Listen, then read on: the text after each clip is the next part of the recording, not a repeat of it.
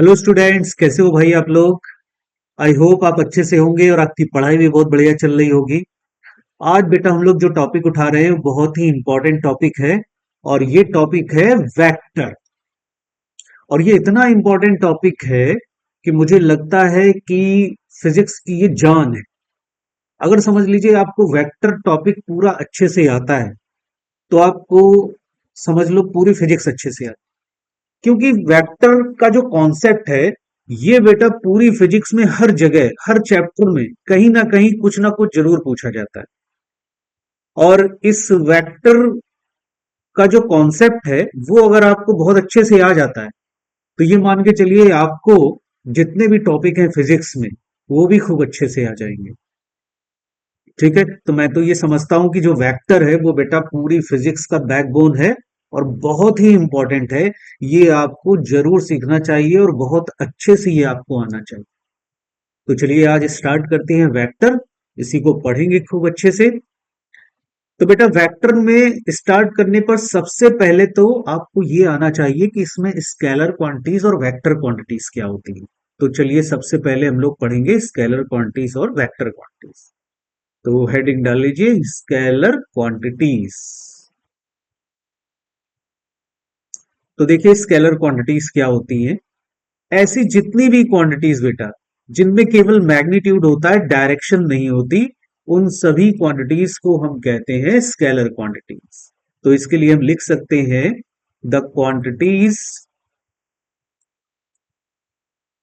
Which have only magnitude not direction, इसमें direction नहीं होती, कॉल्ड स्केलर क्वांटिटीज। इनको कहते हैं हम स्केलर क्वांटिटीज। ठीक है, ऐसी जितनी भी क्वांटिटीज जिनमें सिर्फ मैग्नीट्यूड होता है, डायरेक्शन नहीं होती, उनको हम कहते हैं स्केलर क्वांटिटीज। एग्जाम्पल क्या हो सकते हैं इसके, जैसे कि मास, लेंथ, टाइम, और भी बहुत सारी हो सकती हैं। मास, देखो जैसे मास है तो मास में केवल मैग्नीट्यूड होता है, डायरेक्शन नहीं होती। जैसे कहीं भी आपने पढ़ा होगा मास किसी बॉडी का 10 kg का है, 20 kg का है। कभी ऐसा नहीं सुना होगा कि 10 kg का मास ईस्ट डायरेक्शन में है या 20 kg का मास वेस्ट डायरेक्शन में है। ऐसा कभी सुना है? कभी नहीं सुना होगा। तो इसका मतलब मास में केवल क्या होता है, मैग्नीट्यूड होता है, डायरेक्शन नहीं होती। ठीक है, उसी तरीके से लेंथ, लेंथ में भी केवल मैग्नीट्यूड होगा, डायरेक्शन नहीं होगी। तो ऐसी जितनी भी क्वांटिटीज जिनमें केवल मैग्नीट्यूड होता है, डायरेक्शन नहीं होती, उन सबको बेटा क्या कहते हैं, स्केलर क्वांटिटीज। नेक्स्ट पॉइंट पर आते हैं vector quantities.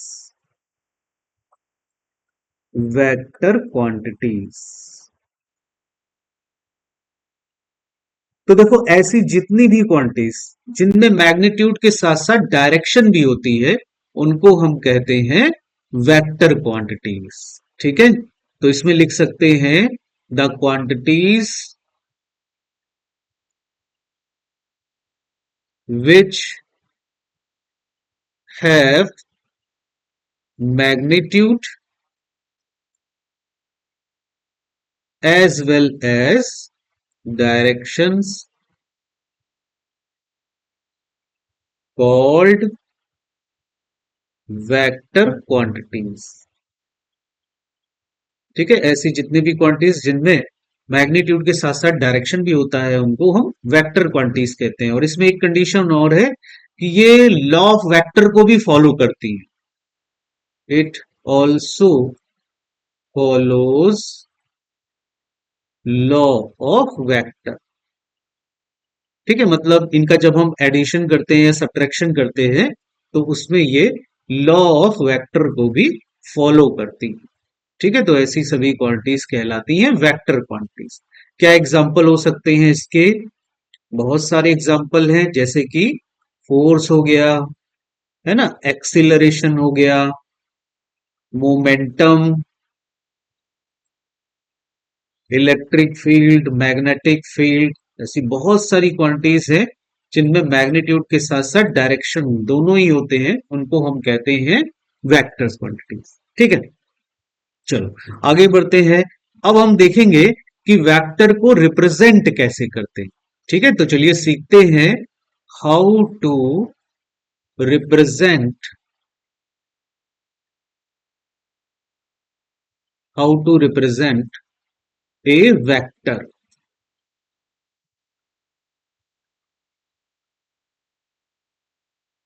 How to represent a vector, vector को हम रिप्रेजेंट कैसे करते हैं। ठीक है, तो देखो, जैसे मान लो कोई वेक्टर हमें रिप्रेजेंट करना है, तो एक तो तरीका यह है कि हम उसको बोल्ड कर देते हैं। जैसे मान लीजिए ये एक डिस्प्लेसमेंट वेक्टर है, उसको हम रिप्रेजेंट करना चाहें तो इस तरीके से उसको बोल्ड कर देते हैं। बोल्ड मतलब उसको मोटा मोटा कर देंगे ऐसे। ठीक, तो एक तो ये तरीका है कि हमने उसको बोल्ड कर दिया, तो ये वेक्टर से रिप्रेजेंट होगा। या फिर एक दूसरा तरीका भी है कि इसके ऊपर हम एरो लगा दें इस तरीके से, तो ऐसे भी हम वेक्टर को रिप्रेजेंट कर सकते हैं। तो ये तो हो गया कि किस तरीके से हम वेक्टर को रिप्रेजेंट कर सकते हैं सिंबली, सिंबल हमारा हो गया। अब उसके बाद अगर मान लीजिए किसी वेक्टर को हमें ग्राफिकली रिप्रेजेंट करना है, ठीक है, तो अब आ जाते हैं ग्राफिकल रिप्रेजेंटेशन पर।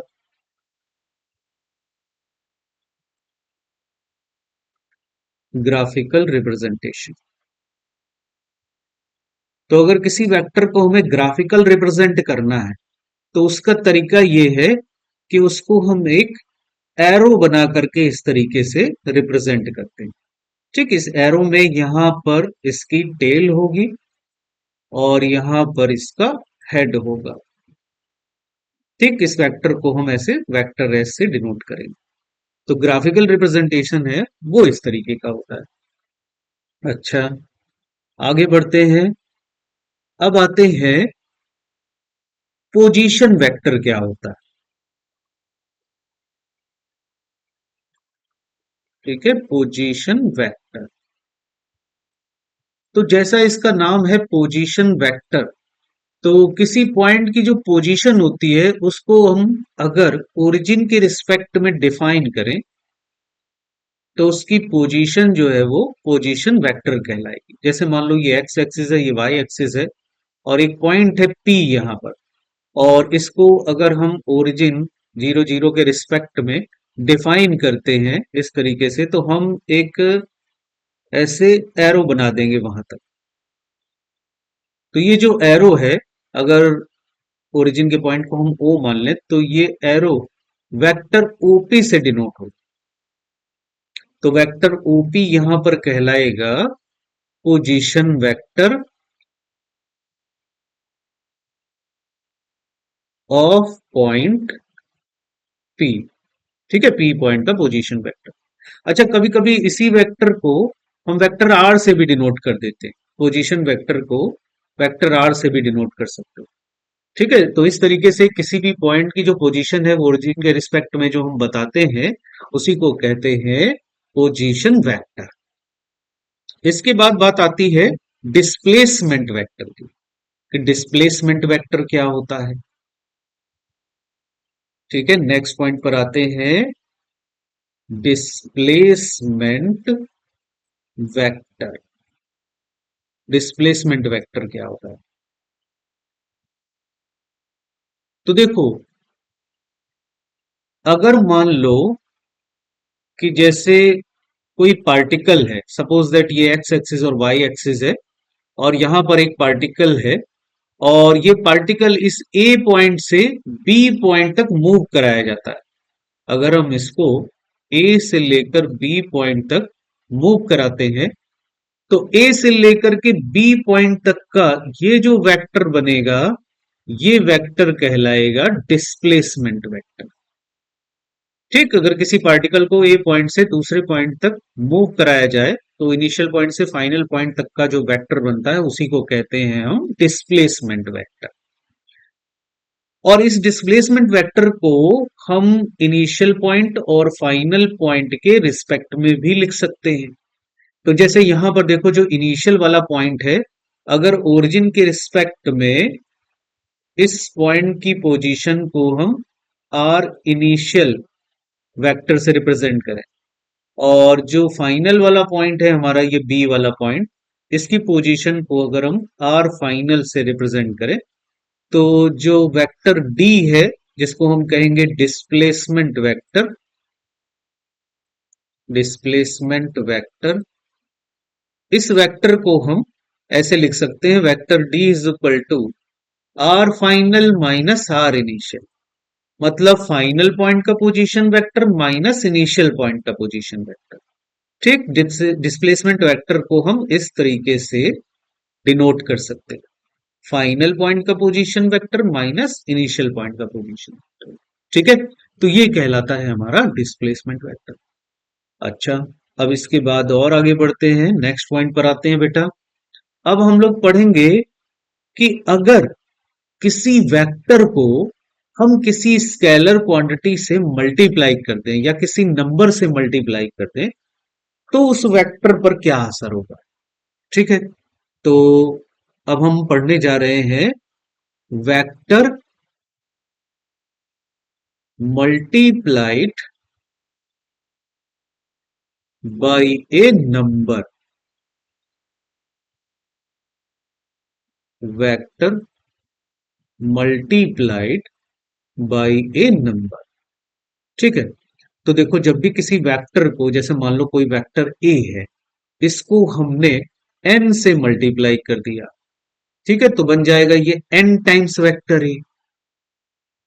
और अगर n की वैल्यू पॉजिटिव है,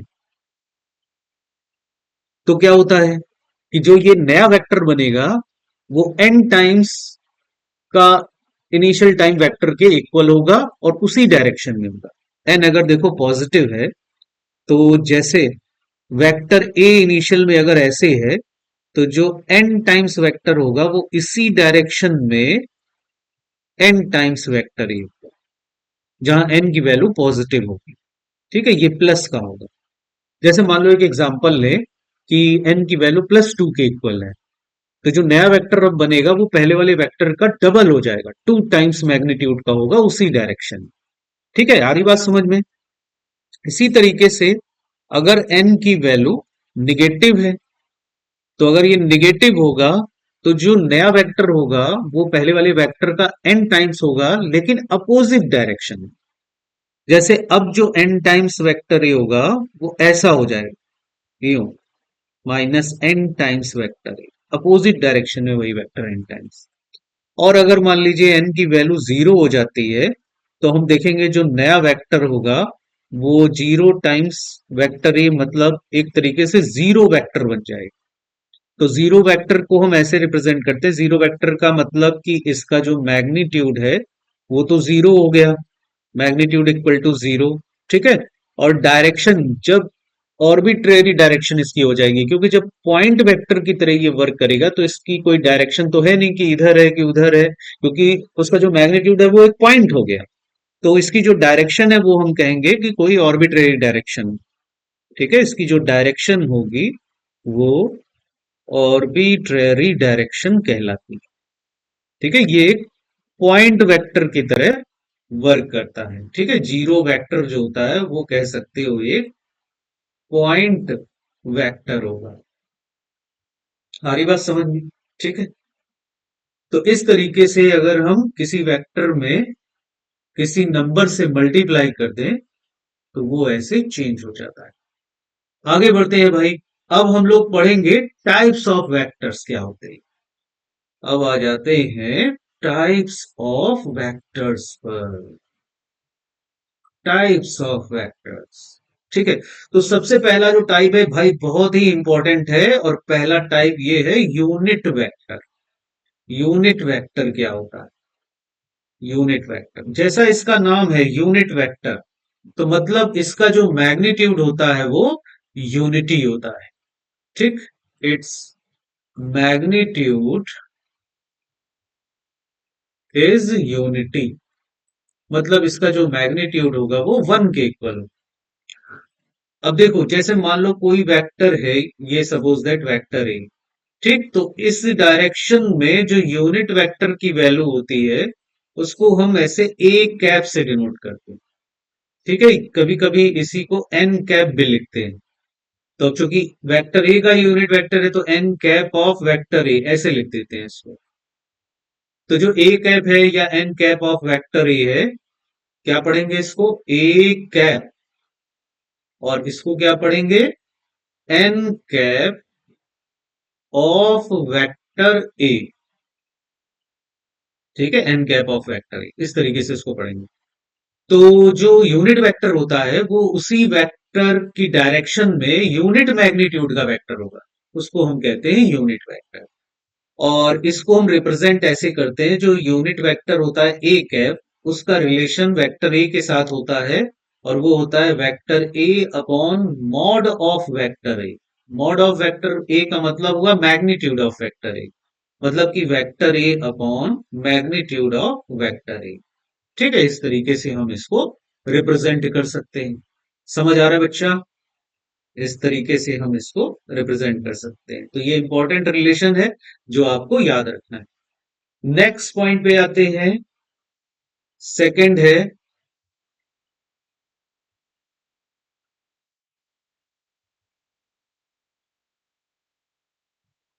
ortho normal vectors.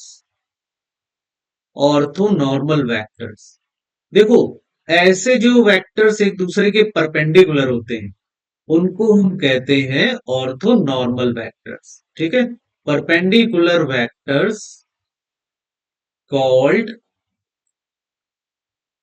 Ortho normal vectors. जो परपेंडिकुलर वेक्टर्स होते हैं उनको कहते हैं ऑर्थो नॉर्मल वेक्टर्स। इस तरीके से, जैसे मान लीजिए कि ऐसे एक वेक्टर ए है और ये वेक्टर बी है, और उनके बीच का एंगल 90 डिग्री। ठीक, तो हम कहेंगे कि वेक्टर ए जो होगा वो परपेंडिकुलर टू वेक्टर बी होगा, उनके बीच में एंगल 90 डिग्री होगा। तो इस प्रकार से अगर दो वेक्टर हो तो उनको हम कहते हैं ortho normal vectors. Next point पर आते हैं, point number third, orthogonal vectors. Orthogonal vectors, तो देखो, ऐसे वेक्टर्स जो यूनिट वेक्टर हो और परपेंडिकुलर हो तो उनको हम कहते हैं ऑर्थोगोनल वेक्टर्स। ठीक है, तो कैसे कह सकते हो कि perpendicular unit vectors, perpendicular unit vectors called orthogonal vectors. जैसे कि फॉर एग्जांपल, जो एक्स वाई और जेड एक्सिस में होते हैं, एक्स एक्सिस में होता है आई कैप, ठीक है, वाई एक्सिस में होता है जे कैप, और जेड एक्सिस में होता है के कैप। ठीक है, तो यहां पर आई कैप, जे कैप, के कैप, ठीक है, ये है ऑर्थोगोनल वेक्टर्स। समझ में आया बेटा सबको? जो परपेंडिकुलर यूनिट वेक्टर्स होते हैं उनको कहते हैं ऑर्थोगोनल वेक्टर्स। ठीक, नेक्स्ट पॉइंट पर आते हैं, point number four, parallel vectors. Parallel vectors क्या होते हैं? तो देखो, ऐसे वेक्टर्स जिनकी डायरेक्शन सेम होती है उन्हें हम कहते हैं पैरेलल वेक्टर्स। ठीक है, vectors having same directions called parallel vectors. ठीक है, ऐसे जो भी वेक्टर्स जिनकी डायरेक्शन सेम होंगी वो कहलाएंगे पैरेलल वेक्टर्स। जैसे इस तरीके से मान लीजिए एक वेक्टर है ये ए, इसका हॉरिजेंटल से एंगल सपोज दैट थीटा का है, और दूसरा वेक्टर भी है ये बी, इसका भी हॉरिजेंटल से जो एंगल है वो थीटा का है। तो हम कहेंगे कि जो वेक्टर ए होगा वो पैरेलल टू होगा वेक्टर बी के। ए और बी जो है वो आपस में पैरेलल वेक्टर होंगे। और पैरेलल वेक्टर में हम देखेंगे कि इनके बीच का जो एंगल होगा theta between two equal to zero. ठीक है, इनके बीच का जो एंगल होगा वो जीरो होगा, एंगल का डिफरेंस इसमें जीरो होगा। ठीक है, अच्छा, इनके यूनिट वेक्टर की अगर हम बात करें तो ध्यान से देखो बेटा, इनके जो यूनिट्स वेक्टर होंगे, यूनिट वेक्टर्स, देखो इसका जो यूनिट वेक्टर होगा वो इसी डायरेक्शन में ए कैप होगा, और इसका जो यूनिट वेक्टर होगा वो इसी की डायरेक्शन में बी कैप के इक्वल होगा। तो दोनों के मैग्नीट्यूड भी सेम और दोनों की डायरेक्शन भी सेम, तो ये दोनों वेक्टर इक्वल होंगे, मतलब vector unit vector of A will be equal to होगा यूनिट वेक्टर ऑफ बी। ठीक है, इस तरीके से सेम हो जाएंगे वो। समझ आया बेटा सबको? नेक्स्ट पॉइंट पर आते हैं। Next point, point number 5, equal vectors. Equal vectors, ठीक है, बल्कि इक्वल वेक्टर से पहले हम लोग पढ़ लेते हैं एंटी पैरेलल वेक्टर्स। ठीक है, ये पैरेलल वेक्टर था, तो इसी के साथ पढ़ लेते हैं हम लोग anti parallel vector. Anti parallel vectors, ठीक, तो देखो ऐसे वेक्टर्स जिनकी डायरेक्शन अपोजिट हो तो वो कहलाएंगे anti parallel vectors. Vectors having opposite directions called anti parallel vectors. ठीक है, जैसे कि मान लीजिए एक वेक्टर इस डायरेक्शन में है, ये वेक्टर ए। ठीक है, ये हॉरिजॉन्टल से थीटा का एंगल बना रहा है, और जो दूसरा वेक्टर है वो ऐसे अपोजिट डायरेक्शन में इधर ऐसे वेक्टर बी। तो जो वेक्टर ए और वेक्टर बी हुए ये एंटी पैरेलल वेक्टर हो गए, और इनके बीच में जो एंगल होगा थीटा वो कितना होगा, 180 डिग्री का होगा। और इनके अगर हम यूनिट वेक्टर को आपस में रिलेट करें तो देखो इसका यूनिट वेक्टर तो इस डायरेक्शन में होगा, ए कैप, और बी कैप का जो यूनिट वेक्टर होगा वो इधर की डायरेक्शन में। तो यहां पर जो ए कैप होगा वो माइनस ऑफ बी कैप के इक्वल। ठीक है, इसको हम ऐसे रिलेट कर सकते हैं। एंटी पैरेलल के बाद आते हैं, अब हम लोग पढ़ेंगे point number 6, equal vectors. Equal vectors, equal vectors और पैरेलल वेक्टर ये आपस में मिलते जुलते हैं, बस थोड़ी सी कंडीशन चेंज होती है। इक्वल वेक्टर में क्या होगा कि दोनों वेक्टर के मैग्नीट्यूड भी सेम हो जाएंगे और डायरेक्शन तो सेम होगी ही होगी। ठीक है, तो इक्वल वेक्टर की डेफिनेशन हम लिख सकते हैं, vectors having same magnitude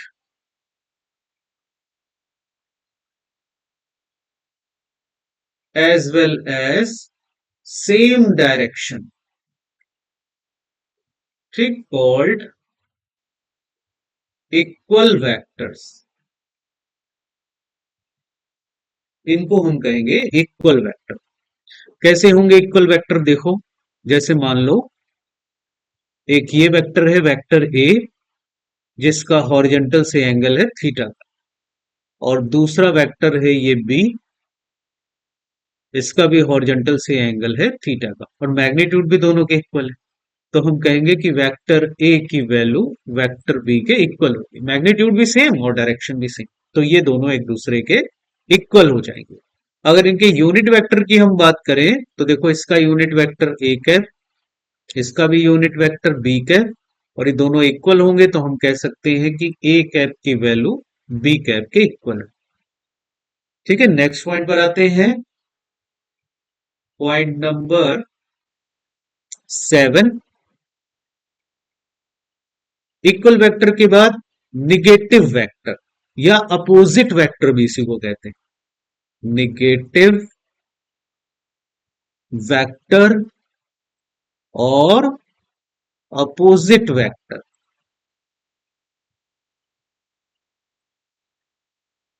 negative vector या अपोजिट वेक्टर, तो देखो निगेटिव वेक्टर या अपोजिट वेक्टर क्या होंगे, जैसे मान लो ये है एक वेक्टर ए,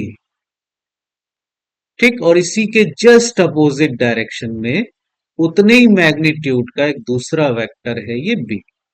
तो हम कहेंगे कि ए और बी जो है वो आपस में निगेटिव वेक्टर होंगे। मतलब वेक्टर ए की वैल्यू माइनस वेक्टर बी के इक्वल हो। ठीक है, क्योंकि मैग्नीट्यूड दोनों के सेम है, बस डायरेक्शन अपोजिट, तो यहाँ माइनस के इक्वल हो जाएगी वैल्यू। अगर और इनके बीच का एंगल की हम बात करें तो थीटा इक्वल टू देखो यहाँ पर 180 डिग्री होगा। ठीक। और इनके यूनिट वेक्टर को अगर हम आपस में रिलेट करें तो उनको भी रिलेट कर सकते हैं। ध्यान से देखो, इसका यूनिट वेक्टर इस डायरेक्शन में ए कैप और इसका यूनिट वेक्टर इधर की तरफ होगा बी कैप। तो ए कैप की जो वैल्यू है वो माइनस बी कैप के इक्वल हो जाए। ठीक है, इस तरीके से। तो ये नेगेटिव वेक्टर हो गया। ठीक है, नेगेटिव वेक्टर के बाद पॉइंट नंबर 8 पर आते हैं। अब पढ़ते हैं कोलिनियर वेक्टर क्या होते हैं। कोलिनियर वेक्टर्स, तो ऐसे वेक्टर जो एक लाइन में होते हैं उनको कहते हैं collinear vectors. Vectors lies in same line called collinear vectors. ठीक है, ऐसे वेक्टर्स जो सेम लाइन में हो उनको हम कहेंगे कोलिनियर वेक्टर। जैसे मान लो ये वेक्टर ए है, ठीक, ये दूसरा वेक्टर हो गया वेक्टर बी, इसी लाइन में है, तो ये हो जाएंगे आपस में कोलिनियर वेक्टर। ठीक है, पॉइंट नंबर 9 पर आते हैं। नेक्स्ट पॉइंट,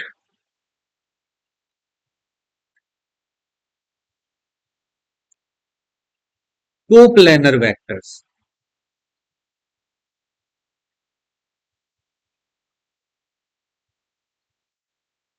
कोप्लेनर वेक्टर्स,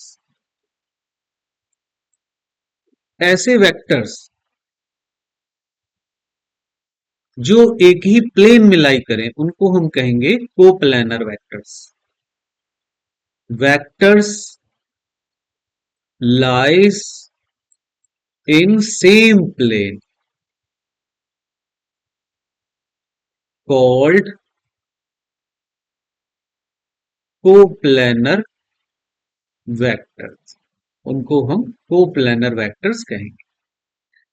जैसे कि मान लो ये एक हॉरिजॉन्टल सरफेस है, सपोज दैट ये एक हॉरिजॉन्टल सरफेस है और इस हॉरिजॉन्टल सरफेस के ऊपर तीन वेक्टर हैं सपोज दैट।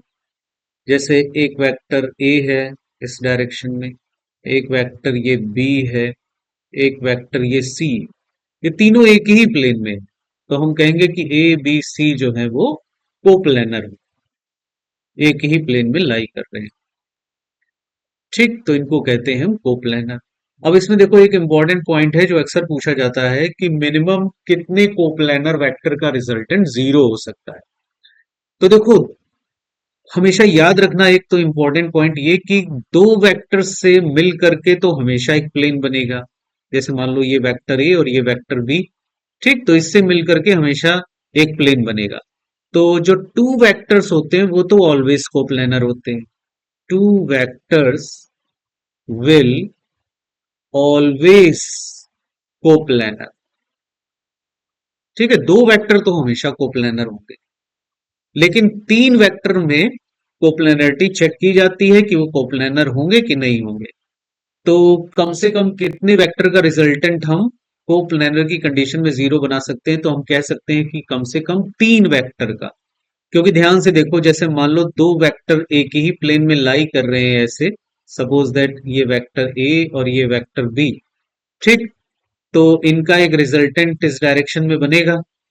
तो अगर उनके रिजल्टेंट के मैग्नीट्यूड के इक्वल अगर हम तीसरा वेक्टर अपोजिट डायरेक्शन में लगा दें, वेक्टर सी, तो इन तीनों का रिजल्टेंट जीरो हो जाएगा।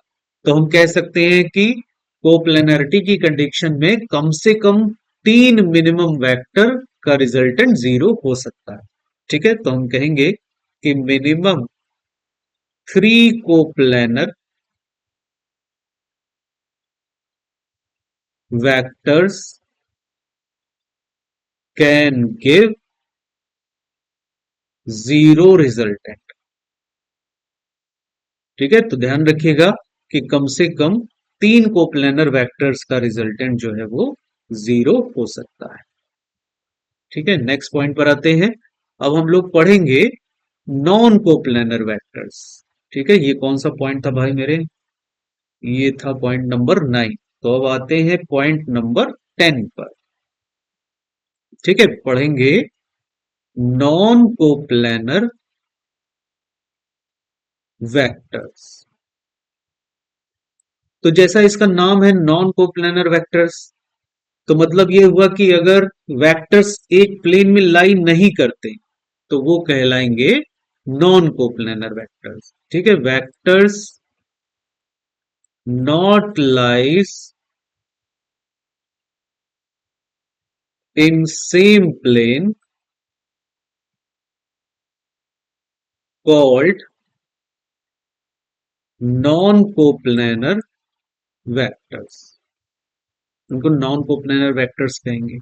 जैसे कि मान लीजिए हमारे पास ये हॉरिजॉन्टल सरफेस है और हमारे पास यहां पर तीन वेक्टर हैं।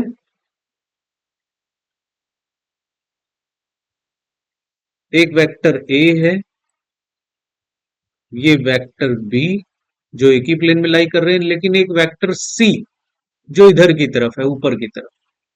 तो ये नॉन कोप्लेनर वेक्टर हो जाएंगे। अब इसमें भी पूछा जाता है बेटा कि कम से कम कितने नॉन कोप्लेनर वेक्टर का रिजल्टेंट हम जीरो बना सकते हैं। तो यहां पर ध्यान से देखो, कम से कम 4 नॉन कोप्लेनर वेक्टर का रिजल्टेंट हम जीरो बना सकते हैं। जैसे कि यहीं पर अगर हम देखें कि जैसे सपोज दैट एक वेक्टर ए है, ये है ना, दूसरा वेक्टर ये है बी जो हॉरिजॉन्टल प्लेन में है, तो इनका जो रिजल्टेंट है आर वो भी इसी प्लेन में मिलेगा। और तीसरा वेक्टर सी ये है हमारा। तो देखो जो वेक्टर सी है और ये वेक्टर आर, इनका भी एक फाइनल रिजल्टेंट इधर कहीं बनेगा, सपोज दैट आर डैश बनता है। तो अगर चौथा वेक्टर हम आर डैश के मैग्नीट्यूड का अपोजिट डायरेक्शन में लगा देते हैं, सपोज दैट वेक्टर डी, तो वो इन सब के रिजल्टेंट को जीरो बना देगा। तो इसका मतलब कम से कम कितने, कम से कम 4 को नॉन कोप्लेनर वेक्टर्स जो हैं वो रिजल्टेंट को जीरो बना सकते हैं। ठीक है, तो minimum 4 non coplanar vectors can give zero resultant। आ रही बात समझ में बेटा? कम से कम 4 non coplanar vectors zero resultant बना सकते हैं। ठीक है, ये आपको ध्यान रखना है। तो ये हो गए हमारे types of vectors.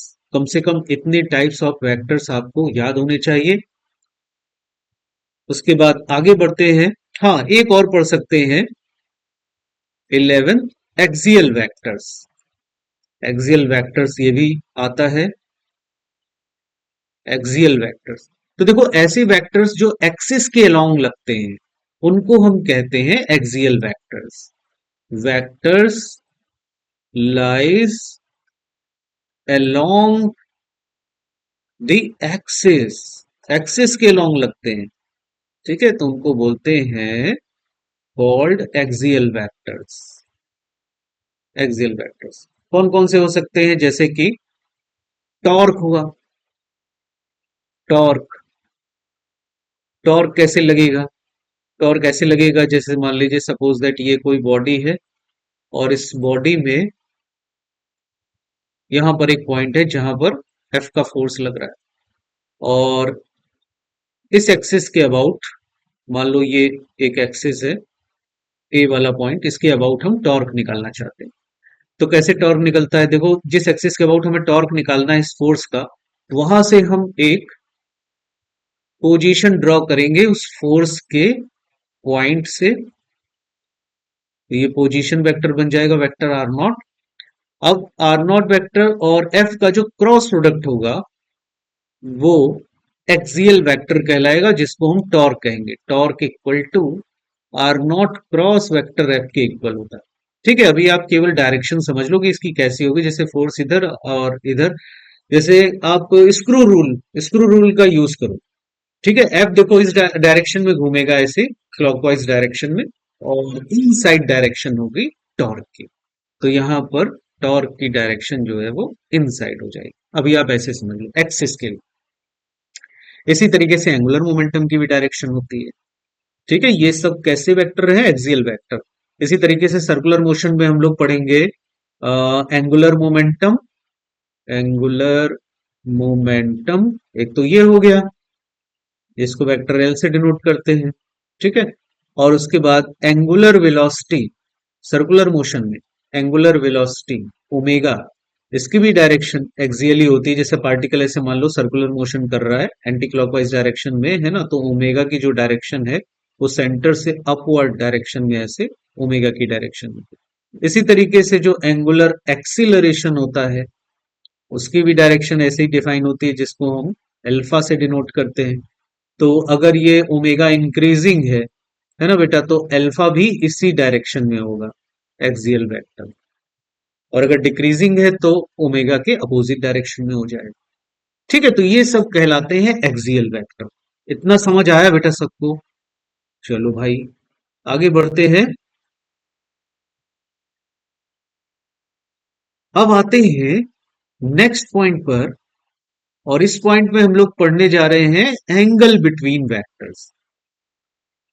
Angle between vectors.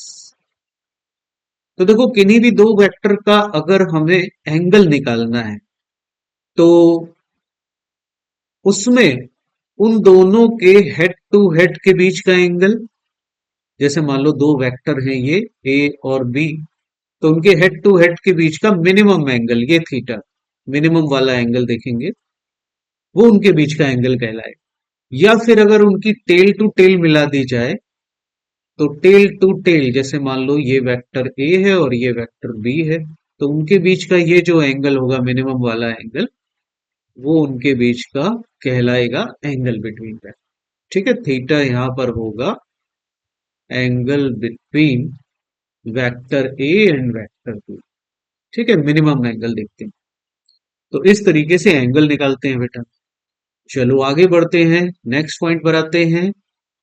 अब पढ़ेंगे कि किन्हीं भी दो वेक्टर का एडिशन और सब्ट्रैक्शन के लिए हम कौन सा रूल यूज करते हैं। तो अब आ जाते हैं addition and subtraction of two vectors. Addition and subtraction of two vectors. ठीक है, तो सबसे पहले हम लोग पढ़ लेंगे एडिशन। तो एडिशन में देखो बेटा, जो एडिशन यूज होता है, उसमें जो लॉ यूज होता है, इस लॉ को बोलते हैं हम, एक तो होता है हेड टू टेल मेथड। ये मेथड कहलाता है हेड टू टेल मेथड। ये मेथड यूज करते हैं। और एक और मेथड है, एक और क्या, बल्कि यही जो मेथड है उसी का एक दूसरा नाम भी है, इसी को बोलते हैं ट्रायंगुलर लॉ। ट्रायंगुलर लॉ, इसी को ट्रायंगुलर लॉ कहते हैं। ठीक है, देखो कैसे यूज करते हैं ये मेथड। जैसे मान लो हमारे पास दो वेक्टर हैं, सपोज दैट ये है वेक्टर ए और ये है एक वेक्टर बी। ठीक, तो इन दोनों को आपस में हमको ऐड करना है। तो हेड टू टेल मेथड में सबसे पहले हम ऐसे वेक्टर ए को बना लेते हैं और इसके हेड से वेक्टर बी की टेल को जोड़ते हैं, इस तरीके से। तो अब ये जो रिजल्टेंट मिलता है, रिजल्टेंट कैसे मिलेगा, जो पहला वाला वेक्टर है उसके टेल को हम दूसरे वाले वेक्टर के हेड से मिला देते हैं, मतलब ऐसे। तो ये वेक्टर आर कहलाएगा, जो कि vector A plus vector B के रिजल्टेंट के बराबर हो, इस तरीके से। तो इसको ट्रायंगुलर लॉ कहते हैं। अच्छा, ए में हम बी को जोड़ रहे हैं, उसी तरीके से बी में भी ए को जोड़ सकते हैं, तो दोनों से रिजल्ट हमको सेम मिलेगा। जैसे मान लो ये वेक्टर बी है और इस वेक्टर बी में अगर हम वेक्टर ए को जोड़ दें, तो देखो इनका जो रिजल्टेंट होगा, ये वाला वेक्टर, ये कहलाएगा वेक्टर आर। जो कि vector B plus vector A के समेशन के इक्वल हो। तो यहां पर ये दोनों वैल्यू सेम होंगी, तो मतलब हम कह सकते हैं कि वेक्टर ए प्लस बी की value vector B plus vector A के इक्वल। तो इस तरीके से ट्रायंगुलर लॉ हम यूज करते हैं दो वेक्टर को ऐड करने के लिए। सेकंड है हमारे पास पैरेललोग्राम लॉ।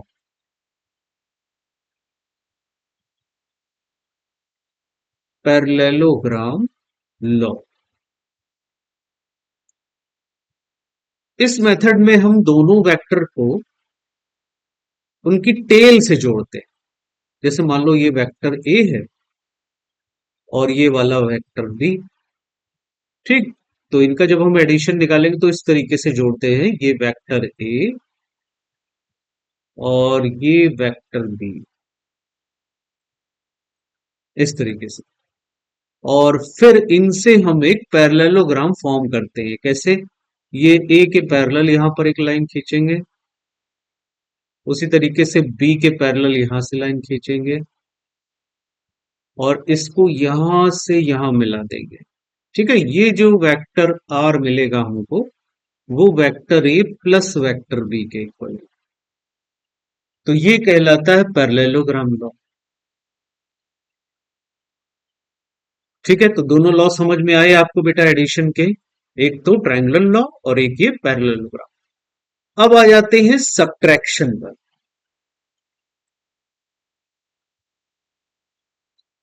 सब्ट्रैक्शन देखो कैसे करते हैं दोनों लॉ से। तो पहले आते हैं ट्रायंगुलर लॉ। तो देखो जैसे हमने एडिशन किया था कि ये हमारे पास एक वेक्टर ए था और ये वाला हमारा वेक्टर बी था। ठीक है, तो हमने इसमें उसको जोड़ दिया था, तो एडिशन आ गया हमारा।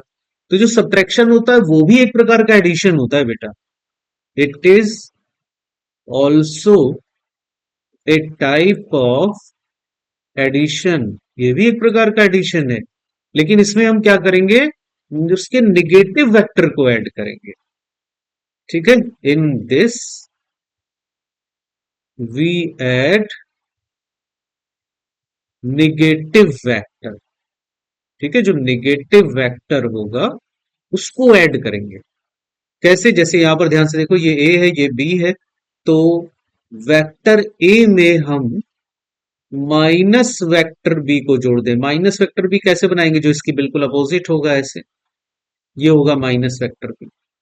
तो वेक्टर ए में इस तरीके से हम माइनस बी को जोड़ेंगे ट्रायंगुलर मेथड से, तो ये जो रिजल्टेंट हमको मिलेगा, इसको अगर हम वेक्टर आर डैश से डिनोट करें, तो ये जो वेक्टर आर डैश होगा ये कहलाएगा addition of vector A plus of minus vector B. तो ये बन जाएगा vector A minus vector B, ये आर डैश की वैल्यू आ जाएगी। तो इस तरीके से ट्रायंगुलर लॉ से हम सब्ट्रैक्शन कर सकते हैं और पैरेललोग्राम लॉ से भी सब्ट्रैक्शन कर सकते हैं। तो पैरेललोग्राम लॉ से देखो कैसे करेंगे सब्ट्रैक्शन विथ पैरेललोग्राम लॉ। तो देखो जैसे सपोज दैट दो वेक्टर हैं हमारे पास, यही एक वेक्टर ए और ये वेक्टर बी। तो देखो इनका जब हमने एडिशन किया था तो इनका रिजल्टेंट ऐसे लॉ पैरेललोग्राम से हमको ऊपर मिलता है ना। ये रिजल्टेंट हमको मिला था, ये था वेक्टर आर जो vector A plus vector B के इक्वल था। अब हम क्या करेंगे, वेक्टर ए में माइनस वेक्टर बी को जोड़ेंगे। तो माइनस वेक्टर बी किधर होगा, यहां पर देखो इस डायरेक्शन में हो जाएगा ये माइनस वेक्टर बी। तो अब हम ए में माइनस वेक्टर बी को जोड़ेंगे तो इधर पैरेललोग्राम फॉर्म होगा और इधर पैरेललोग्राम जब फॉर्म होगा तो यहां पर देखो इनका जो रिजल्टेंट होगा वो ऐसे मिलेगा। इसको अगर हम वेक्टर आर डैश से डिनोट करें तो वेक्टर आर डैश की जो वैल्यू है वो vector A plus of minus vector B के इक्वल होगी। तो ये बन जाएगा vector A minus vector B. ठीक है, तो ये देखो इनके डिफरेंस का रिजल्टेंट आ जाएगा। ठीक है, समझ आया बेटा? तो आज हम लोग इतना ही रखते हैं बेटा वेक्टर में, बाकी फिर हम लोग पढ़ेंगे नेक्स्ट टर्न पर। ठीक है, तो आप लोग कांटेक्ट में रहिएगा, बने रहिएगा, मेरे वीडियोस देखते रहिएगा और कमेंट करते रहिएगा कि कहाँ पर आपको चीजें समझ में आ रही हैं या कहाँ पर आपको दिक्कत हो रही है। ये चीजें आप मुझको बताते भी रहिएगा, तो उससे थोड़ा ये होगा कि मुझे इन्फॉर्मेशन मिलती रहेगी कि आप क्या चाह रहे हो। और बाकी अगर आपने हमारे चैनल को सब्सक्राइब नहीं किया तो बेटा सब्सक्राइब कर दीजिएगा, और चैनल में जो भी ये वीडियो आपको अच्छा लगा हो तो लाइक कर दीजिएगा। ठीक है, और अपने फ्रेंड्स को भी बताइए, उनको भी दिखाइए कि इस तरीके से चैप्टर्स मैं पढ़ा रहा हूँ। आपको अगर अच्छे लगे तो इसको शेयर भी कीजिए। तो ओके बेटा, बाकी मिलते हैं फिर नेक्स्ट टर्न पर, तब तक के लिए बाय बाय।